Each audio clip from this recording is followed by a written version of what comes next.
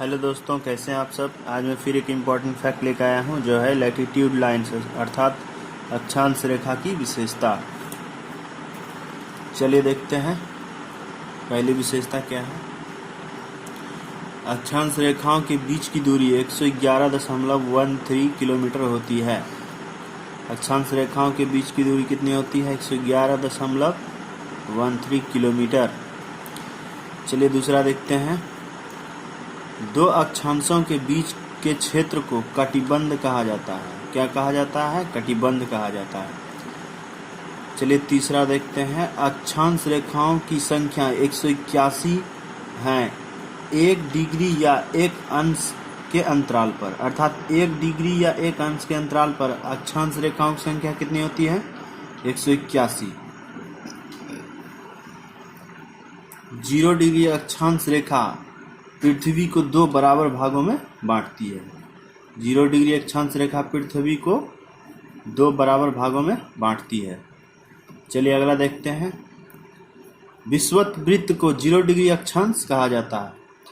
विषुवत वृत्त को 0 डिग्री अक्षांश कहा जाता है या विषुवत वृत्त को भूमध्य रेखा भी कहा जाता है, अर्थात भूमध्य रेखा या विषुवत वृत्त को 0 डिग्री अक्षांश कहा जाता है।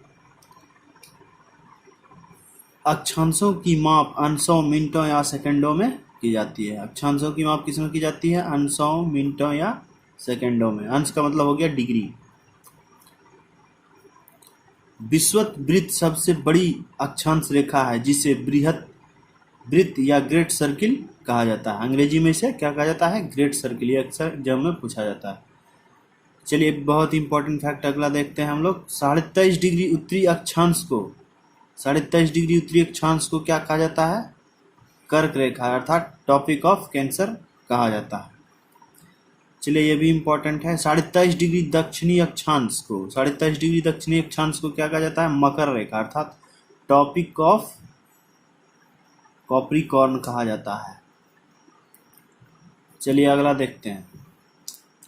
अक्षांश रेखाएं पूर्व से पश्चिम दिशा में खींची जाती हैं। यह भी इंपॉर्टेंट क्वेश्चन है। अक्षांश रेखाएं किस दिशा में खींची जाती हैं? पूर्व से पश्चिम दिशा में। चलिए अगला देखते हैं। अक्षांश रेखाओं का प्रयोग किसी स्थान की स्थिति बताने के लिए किया जाता है। ये बहुत ही इंपॉर्टेंट है। अक्षांश रेखाओं का प्रयोग किसी स्थान की स्थिति बताने में किया जाता है। चलिए अगला देखते हैं। अक्षांश रेखाएं एक दूसरे के समानांतर खाने हुए पूर्ण वृत्त के रूप में होती हैं, अर्थात इन्हें पैरेलल्स भी कहा जाता है। चलिए लास्ट देखते हैं। उत्तरी तथा दक्षिणी ध्रुव पर अक्षांश रेखाएं एक बिंदु मात्र की होती है। ये कैसे होती हैं?